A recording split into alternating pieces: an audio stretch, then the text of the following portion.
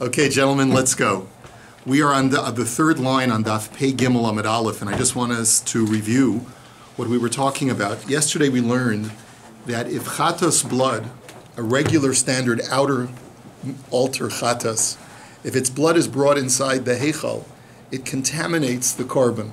The korban is no longer kosher. The Mishnah had qualified that and told us a number of different qualifications based on different opinions. So on Daf Pei Beis, the Mishnah had said, you know what, it really all depends.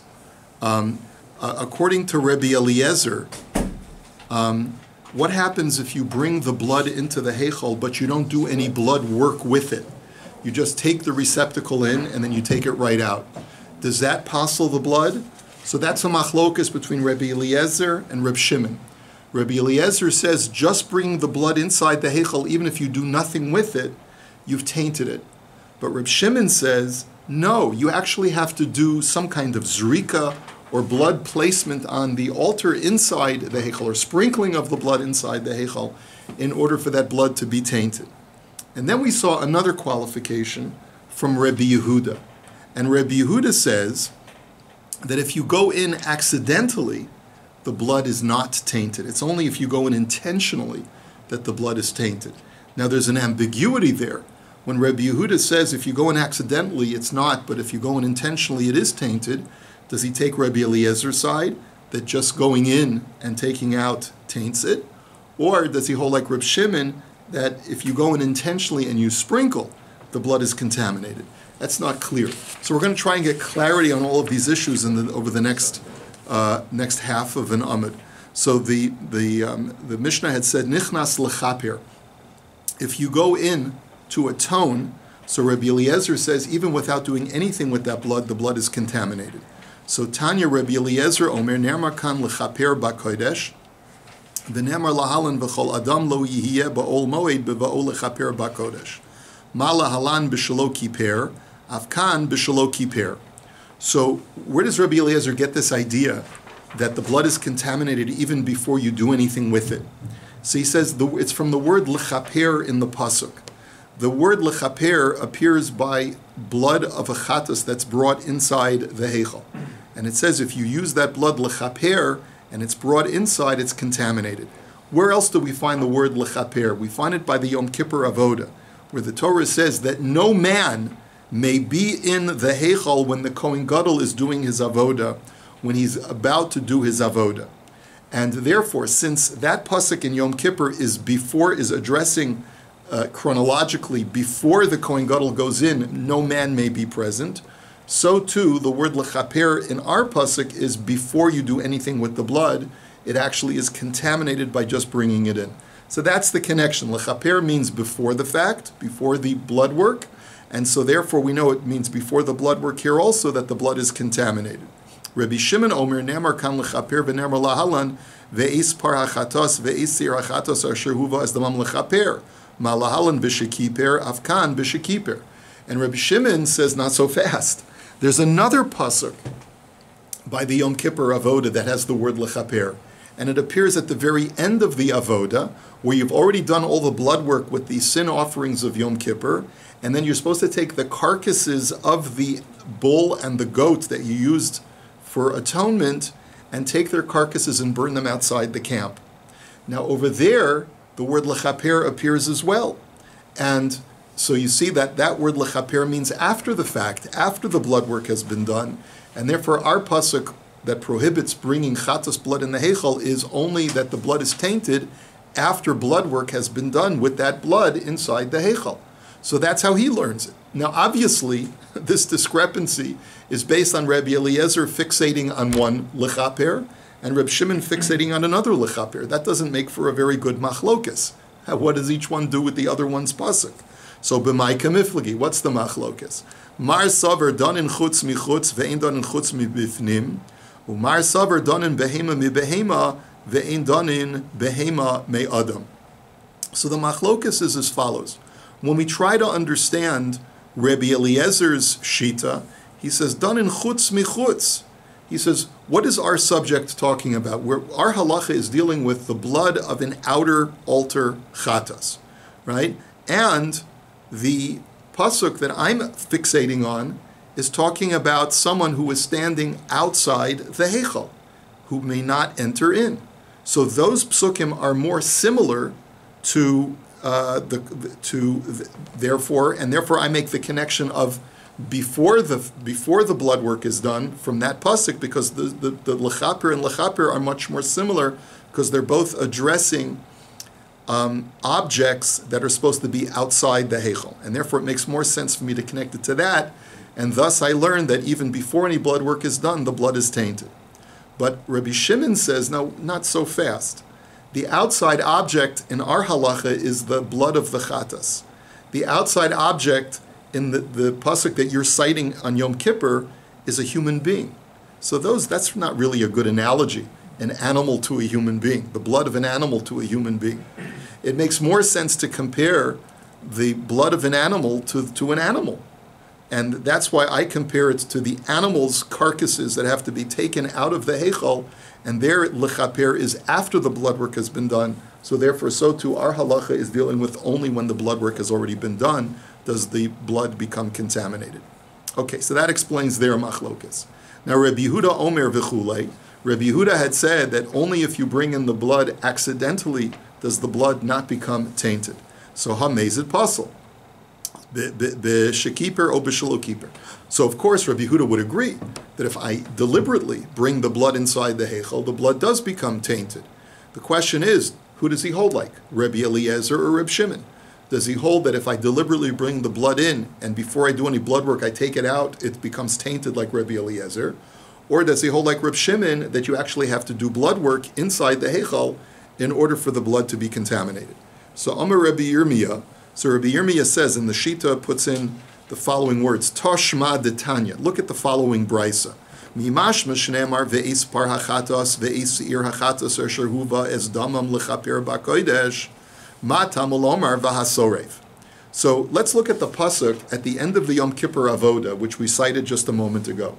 This brisa uses it for another purpose. The Torah says that the Kohen, who is in charge of taking out the carcasses of the bull chatas and the goat chatas on Yom Kippur, he takes them outside of the temple, outside of the camp, and he has to burn them. And the Torah says that when he burns them, he himself becomes tameh, so he has to go to a mikveh, and he has to immerse his clothing that he was wearing at the time in a mikveh as well. So the Brisa asks, Ma tamul omar v'hasorev, why does it have to say that he who burns? So the Gemara interjects and says, what are you talking about? Matamul omar v'hasorev legufi yitzterich. It's to tell you that he's got to burn it, right? What do you mean, what do you need it for? Of course you need it, because it tells me that there's a halacha that he's got to burn it and he becomes tameh. Ela matamul omar chatas chatas. What the Brisa means to ask is, why does the word chatas appear twice in this pasuk? Ve'es par hachatas, ve'es seir hachatas. We know what the bull and the goat's function is. We just got through talking about it in the psukim of Yom Kippur. So why do you have to repeat that it's the bull of a chatas and the seir of a chatas? Just say the bull and the seir, the bull and the goat, and you're done. So the Brisa answers, Lefi shelo lamadnu elo lapar v'soyer shel Yom HaKippurim shenisrafim habeis adeshen umetameim begadim sha'ar nisrafim minayin. He says, because the Torah is only indicating that when a person takes the chatas offerings of Yom Kippur and burns them outside the camp, that he becomes tameh and his clothing become tameh. How do you know that any other carcass of a kadshim offering that is burnt outside the camp renders a person tameh as well? How do you know that? So tamul lomar chatas chatas divrei Rabbi Yehuda. So Rabbi Yehuda says, I learn it out from the extraneous words of chatas that are written twice. And that's coming to indicate that this halacha does not just apply specifically to the carcasses of the Yom Kippur karbanos, but it applies to any time you burn a karban outside the camp, you burn the carcass, the halacha is the person who burns the carcass becomes tameh. That's from the extra words. But Rabbi Meir Omer eino tzarich. Harehu Omer ve'is par hachatos ve'is seir hachatos she'ein tamul omer lechaper. Ma tamul omer lechaper limit al kol hamiskaprim shehasorfim mitameh begadim. So Rabbi Meir says, you don't need the extra words chatas to teach me that. You learn it out from the extra word lechaper. Because why does the Torah have to say over here that the two animal carcasses that were used to atone? Obviously they were used to atone. Why does the Torah have to repeat it here when it talks about burning the carcass? It's coming to connect it and to say that any atoning animal carcass that is burnt outside the camp has the same halacha that it renders the person who burns it tameh. So Rabbi Meir learns it from the extra word lechaper, not from the extra words chatas. That's the machlokas between Rabbi Yehuda and Rabbi Meir. They don't disagree on the halacha, but they disagree on which words are extra to teach me that halacha. Now, v'Rabbi Yehuda lechaper lo mashmalei, my time alav mishum demi boile l'gzeira Shabbos. So what do I want to extract from this brisa? Rabbi Yehuda doesn't hold of that lechaper is extra. He holds lechaper is necessary for what? For the same purpose that Rabbi Shimon used the word lechaper, to connect it with the gzeira Shabbos to the halacha of when chatas blood is brought inside the heichal, it becomes contaminated. So just like lechaper in this pasuk is after the blood work is done, so too in our halacha of outer chatas blood that's brought inside the heichal, it's referring to after blood work is done. That proves that Rabbi Yehuda holds like Reb Shimon and not like Rabbi Eliezer. That according to Reb Shimon, when you bring the blood of a chatas into the heichal, it only becomes contaminated after you do blood work with it, but not if you just bring it in and then take it right out. So that proves our point. Hadron alach kol hazvachim shenis arvu, and now let's go on to the next parak. Okay, give you a moment to switch Gemaras. First page is not sure. Tomorrow. Second page. The second bit, you'll have an easy time. It's a piece of cake. Okay, let's go on. This is a slightly different level of complexity. I mean, it's, I think, a little bit less complex, at least the beginning, today's daf. Hamizbeach mekadesh esaro'ilo, period. Now, the topic of our parak is to tell us of an important halacha, and that is the altar provides this concept, the word sanctuary. Does anyone know what the word sanctuary means in medieval Christian terminology? Sanctuary means that it provides protection. There would be a thing that if a person was accused of being a heretic or was accused of being a criminal, he could run into the church, get locked into the church, and he would have sanctuary, at least temporarily. Yeah, we saw that in the cowboy movies, you know. So with the Calvin of Some Mizbeach, we have the history. Yeah, well, we learned it originally actually from Menashe, Yeah. from evil King Menashe in Tanakh, that when he knew that he was guilty, he went to the Mizbeach, and the Mizbeach protected him from any harm. So that's where the idea of sanctuary comes from. But it really is based in the original psukim in the Torah, that Chazal understand that the whole idea of a Mizbeach is that as long as something was originally meant for the Mizbeach, if it becomes puzzle for whatever reason, you're not allowed to put it on the Mizbeach, but if it was placed on the Mizbeach, we say a principle of Kevin Sha'ala Lo Yere. Once it's up, you don't take it down. That's the principle of the Mizbeach that we're dealing with today. Now, that's the generic statement of a Mizbeach Mekadesh Esaroilo, that anything that is meant for the Mizbeach, even if it becomes puzzle, once it's placed on, the altar sanctifies it so you don't take it down. The question is, now we have to fine-tune it. And we're going to see a machlokis in our Mishnah. Rabbi Yehoshua Omer, Kol haroi le'ishim imala lo yered, shenemar hi ha'ola al mokeda, ma'ola shehi ru'uya le'ishim imalsa lo sered, av kol sharoi le'ishim imala lo yered. So Rabbi Yeshua's opinion is that anything that is meant to be burned on the Mizbeach is, once it goes up, it doesn't come down, even if it's puzzle. And how do I know that? Because from Parshas Tzav, it talks about hi ha'ola. It is the ola, which means the extra word he tells me hi bahavyasa tehe, which means that once it's there, it always stays there. That's the extra word, what the extra word hi ha'ola is coming to teach. But he says the word ola is associated with the idea of mokeda, which means burning. Anything that's meant to be burned on the Mizbeach is sanctified and has sanctuary. Rabbi Gamliel Omer Kol Haroi LeMizbeach Im Ola Lo Yered Shenemar Hi Ha'ola Al Mokeda Al HaMizbeach Ma'ola Shehi Ru'uya LeMizbeach Im Also Lo Sered Av Kol Davar Shiroi LeMizbeach Im Also Lo Sered. Rabbi Gamliel learns it slightly differently. He says anything that was fit for the altar. Notice his choice of words is not that it was meant to be burned on the altar, but it was meant for the altar. If it goes up, it doesn't come down. And why is that? Because the key word in that pasuk is al hamizbeach, on the altar. So it is the altar that provides sanctuary. Anything that was meant for the altar, once it goes up, does not come down. What's the difference there again? Rabbi Yoshua says if it was meant to be burned, if it goes up, it doesn't come down. And Rabbi Gamliel says if it was meant for the altar, if it goes up, it doesn't come down. The question is, what's the difference? Yeah. Okay, good, very good question.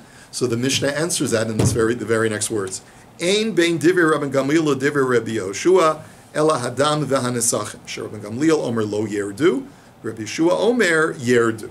So the only machlokus is something that is meant for the altar but is not meant to be burned. There are two items like that: blood and liquid libations. Blood is placed on the altar and on the sides of the altar. Once the blood is placed, you don't remove it, right? And libations, like wine, generally the libation is wine.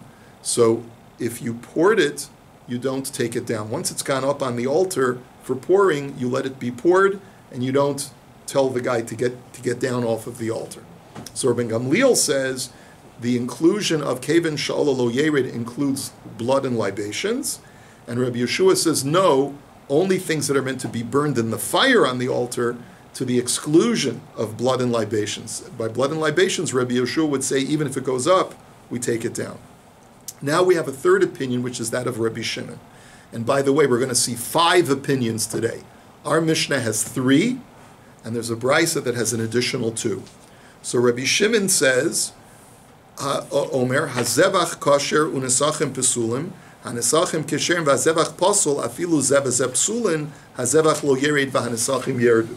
So Rabbi Shimon has a different shita, and he says it doesn't matter. Let's say you have a korban that has accompanying nisachim, has accompanying libations. It doesn't matter which one is pasul, whether it's the animal that's pasul or the libations that are pasul. Even if both of them are pasul, if they were both placed on the mizbeach, only the animal gets to stay on, but the libations have to be removed. Now, what does that mean? How is that any different, let's say, from Rabbi Yehoshua? Well, the answer is it's a very important difference.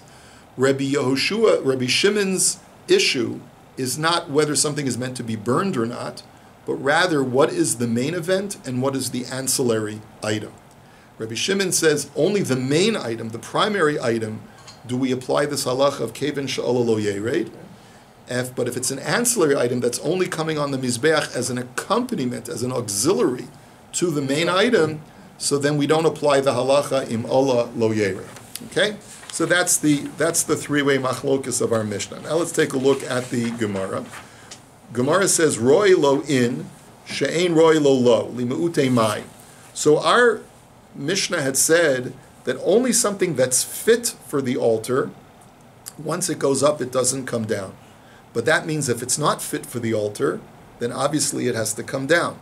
So obviously the Mishnah was coming to exclude something. Well, if I take my little child's plastic rattle and I place it on the mizbeach, obviously that comes down. You don't need the Mishnah to tell you that. It was never meant for the mizbeach.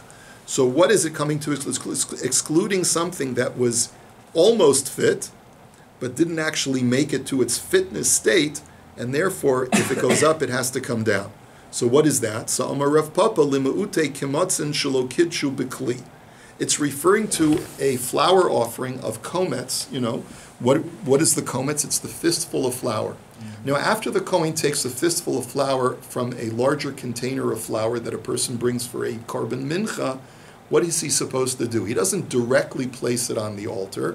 What he's supposed to do, after he's taken the kemitza, he has to put that now into a second vessel, a smaller vessel, and sanctify it completely before he can place it from the vessel onto the mizbeach. If the Kohen did not do that last step of putting the komets into the second vessel, so then it has not been prepped properly for the mizbeach, and therefore if it's placed on the mizbeach, it does come down, because it hasn't been properly prepped.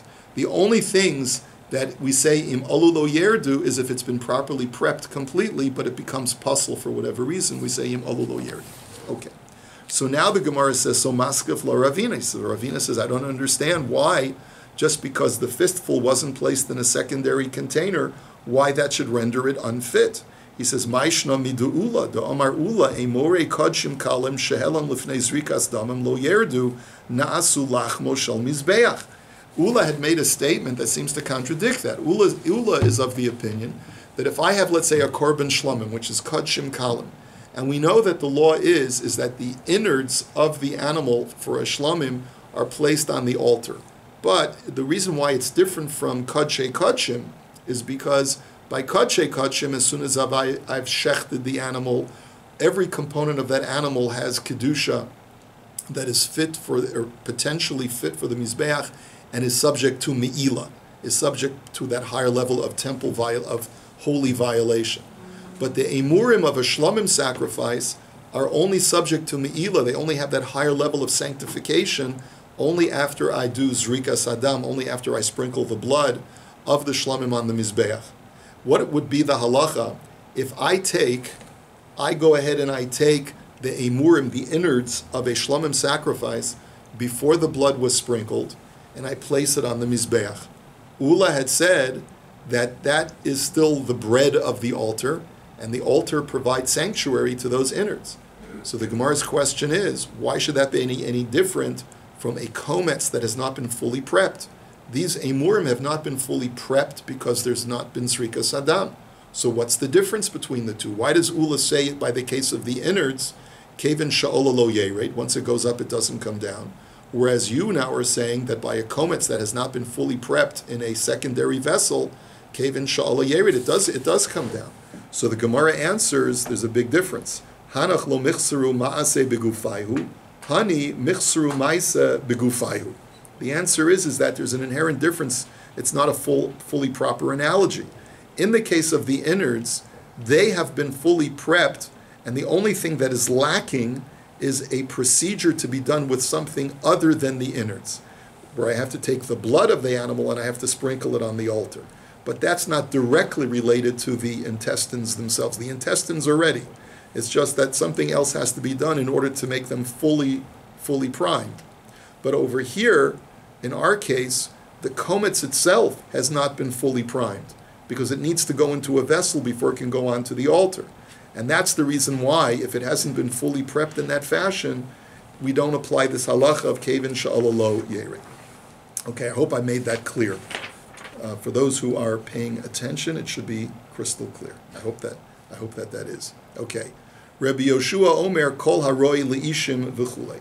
Now Rabbi Yoshua says anything that is fit to be burned, right? So the halacha is we apply the halacha of kevin sha'ola lo yered, right? So v'Rabbi Gamliel nami haksiv ola al mokida. So the question is, why does Rabbi Gamliel disagree with that? After all, Rabbi Yeshua is fixating on the word mokida, which means it has to be something that's intended for burning. Why does Rabbi Gamliel extend that beyond and say, even if it's not intended for burning, it's just meant to go on the mizbeach? So the Gemara answers, Hahula ahaduri pokin huda asa. Because Rabbi Gamliel looks at the word mokida and says that it's coming to teach me a totally different halacha. And therefore I can't apply it to our case. Mokida is coming to teach me a halacha that, it happens quite often that when something that has moisture in it is placed on fire, there's an explosion that takes place, a chemical explosion that takes place, which causes the object to become a projectile.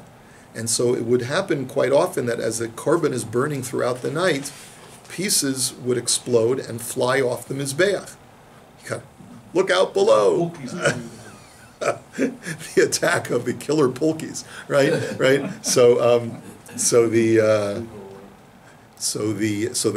How do you know that there's an obligation that if a piece of flesh flies off the mizbeach, that a kohen has an obligation to place it back on? That's from the word mokida. That's what the word mokida is coming to teach. It's not coming to address our halacha of kevin sha'ola lo yered. So that's how Rabbi Gamliel looks at the psukim. V'idach and Rabbi Shimon, and Rabbi Yoshua rather, what does he do with that halacha la'adurei pokin minole? Where does he know that's halacha that exploding pieces have to be placed back on the altar? Nafgalei me asher tochal ha'esh. He learns it from the extraneous verbiage in the pasuk that has to do with the ash. The Torah says that any remaining ash that is consumed by fire has to be placed next to the altar. Now, obviously, ash is a product of burning. So why does the Torah have to say that the ash has been burned? It's obvious that you can't get ash without burning. So those extra words are coming to teach me that anything that is placed on the fire, if it flies off, has to be put back on. So that's where Rabbi Yeshua gets that halacha. He doesn't need mokda for that. V'idach, and Rabbi Gamliel's retort to that is, Ahumi boile liikule ola atamachzir v'i atamachzir ikule ketores.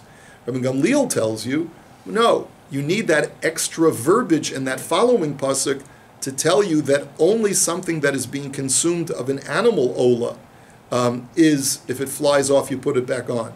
But let's say you have ketores that's placed on the altar, and particles of ketores explode and fly off the altar.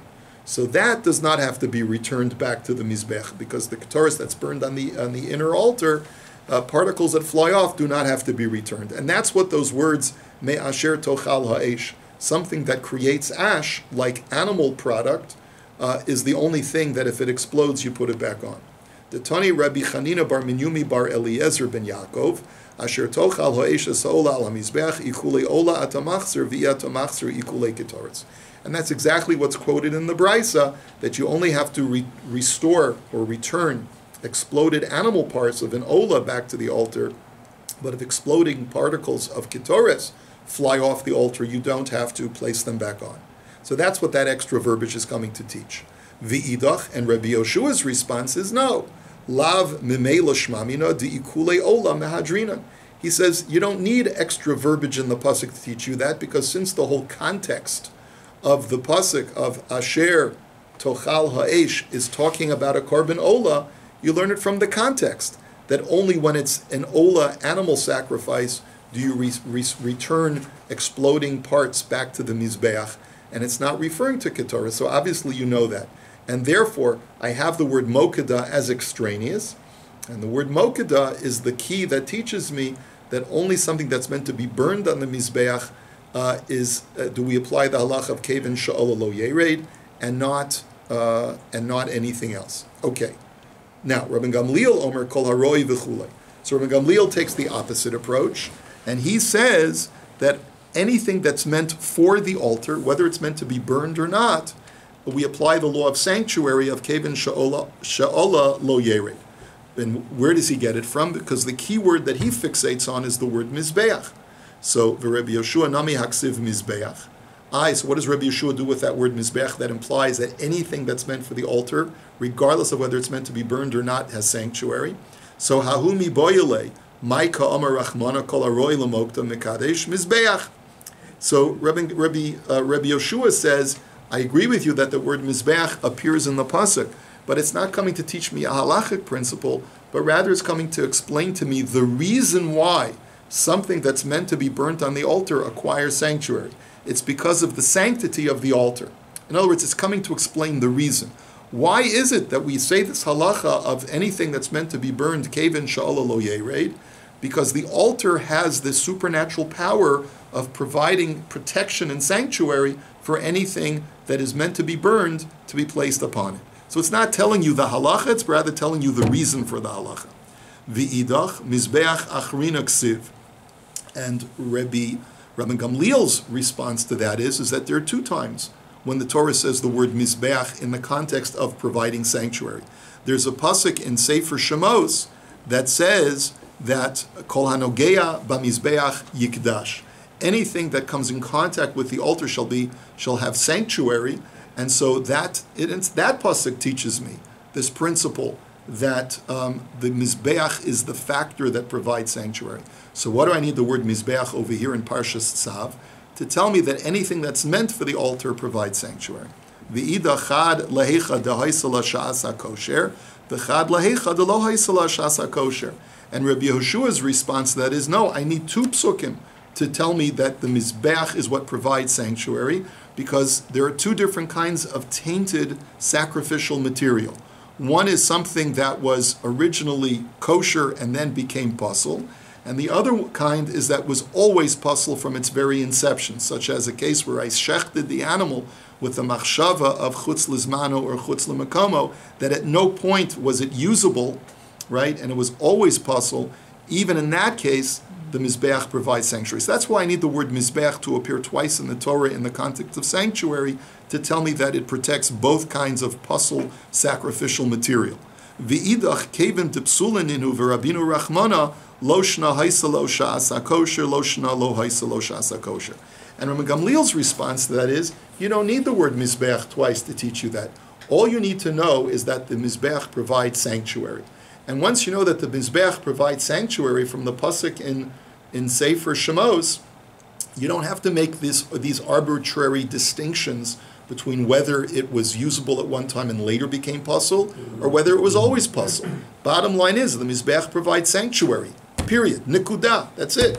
And therefore, the other time it says the word Mizbeach in Parshas Tzav is coming to provide the parameters for the halacha, that anything that's placed on the Mizbeach has sanctuary, regardless if it was meant to be burned or not, period.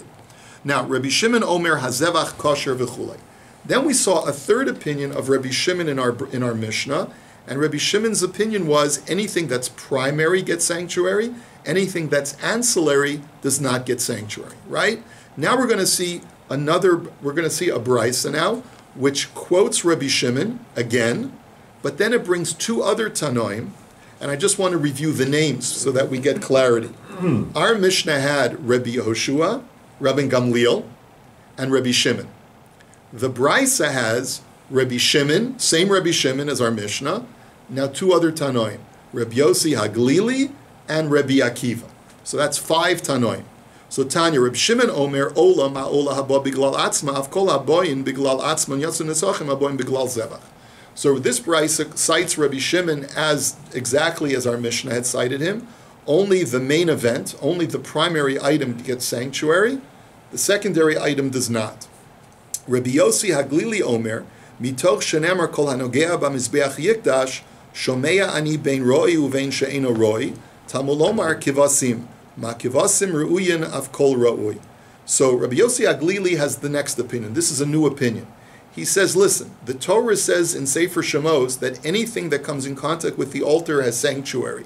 You might think that could include anything, even something that's not meant for the altar. And therefore, in that context, in that same parsha, it says the word kivasim. It says sheep. Just like sheep are fit for the altar, so too, only things that are fit for the altar then later become pasul are provided sanctuary. Rabbi Akiva Omer Ola, Ma Ola Ru'uya, Avkol Ru'uya. So Rabbi Akiva says seemingly the exact same halacha, but learns it not from the word kivasim, but rather from the word Ola in Parshas Tzav. Just like a korban ola at one time was specified for the Mizbech, but later became pasul, only those items that are meant for the Mizbech and become pasul are awarded sanctuary, but not other items. So what's the difference between Rabbi Yossi Haglili and Rabbi Akiva? My beinayu, Omer Rav Ada bar Ahava, Ola sa'of pesula ika beinayu. Mar maisila me'ola, umar maisila mikevasim. So the answer is that Rabbi Yossi Haglili says the sacrificial item that is awarded sanctuary has to be akin to sheep. Just like sheep are an animal sacrifice, so too any animal sacrifice that becomes tainted is given sanctuary. To the exclusion of what? Bird sacrifices. A bird is not an animal. So therefore, according to Rabbi Yossi Haglili, if a bird ola becomes tainted, it is not given sanctuary on the Mizbeach. But Rabbi Akiva says, I learned it from the word ola. And ola can be either a bird or an animal. So therefore, in either case, whether it's a bird or an animal, it's given sanctuary. Now what becomes clear now? According to Rabbi Yossi Haglili and according to Rabbi Akiva, the machlokes only is whether a bird is included in this halach of sanctuary. But what do they both seem to agree? That it has to be a living creature. It has to be a living animal or bird where this halacha applies.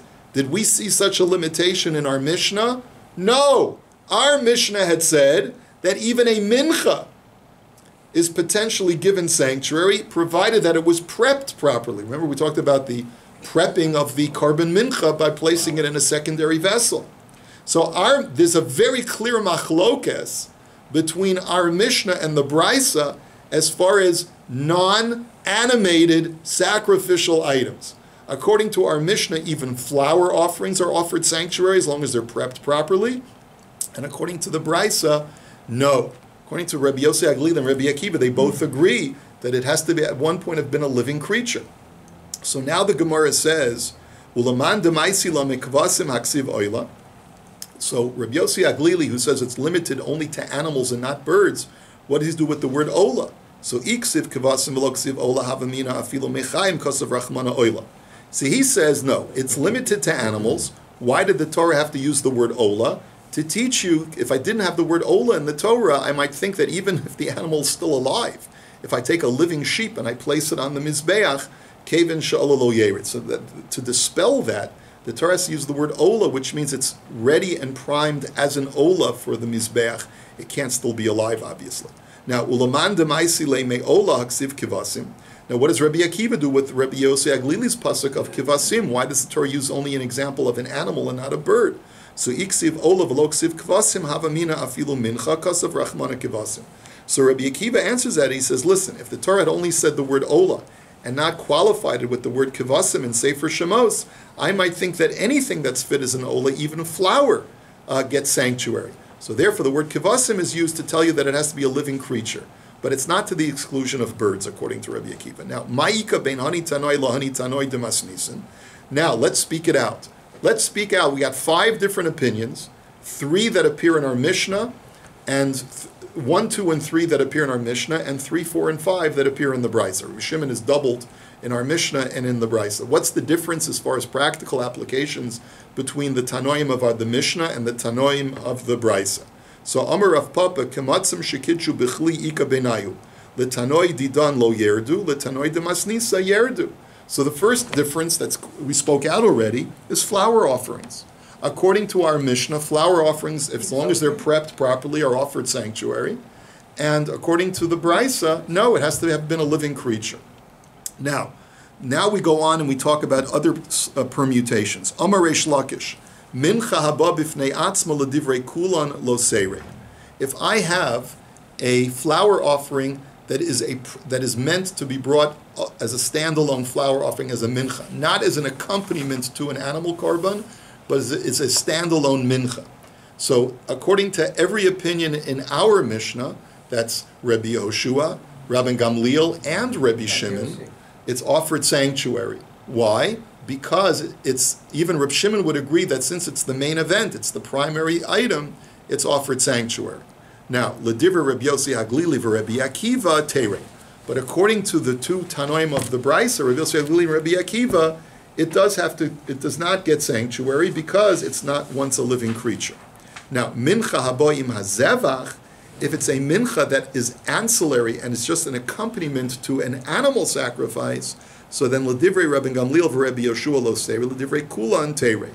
Then according only to 2 Tanoim of our Mishnah is it offered sanctuary because Rabbi Yoshua and Rabbi Gamliel do not make a distinction between primary and secondary, but Rabbi Shimon does. Rabbi Shimon says if it's secondary, then it does have to be removed. It does not get sanctuary. And also the 2 other Tanoim of the Brisa, Rabbi Akiva and Rabbi Yossi Aglila, would also say since it wasn't living, it is not given sanctuary. And finally, Nesachim haboyin bifnei atzman l'divrei kulan yerdu, l'divrei Rabbi Gamliel v'Reb Shimon lo yerdu. This is not finally. Nesachim haboyin bifnei atzman. Libations, let's say wine, that is being brought as a standalone offering of a libation offering. So according to everyone in our Mishnah, in the Brisa, it has to be removed. Right? Why? Because according to Rabbi Akiva and Rabbi Yossi Haglili, it was never once a living creature. And therefore the law of sanctuary does not apply to something that was not once a living creature. But according to Rabbi Gamliel, and that's, by the way, true according to Rabbi Yehoshua as well. Rabbi Yehoshua says it's not meant to be burned. It's not meant to be burned, it's not offered sanctuary. But l'divrei Rabbi Gamliel v'Reb Shimon lo yerdu. But the only 2 Tanoim who hold that it is given sanctuary is Rabbi Gamliel and Rabbi Shimon. Rabbi Gamliel because it's meant for the altar, even though it's not meant to be burned. And according to Reb Shimon, since it's primary and not secondary, it's offered sanctuary. But Nesachim Haboim Ima Zevach, and this is the final thing, but if wine is an auxiliary to an animal sacrifice, it's secondary, L'divrei Kulan Yerd, L'divrei Gamliel L'chudei Lo Yerd.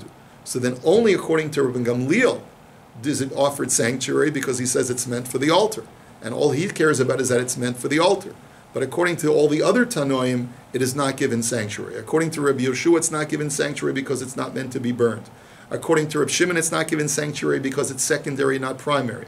And according to Rabbi Yossi Haglili and Rabbi Akiva, it's not given sanctuary because it was not once a living creature. Okay, that gives us all the categorizations, and we offer you a good day. Keep it all clear.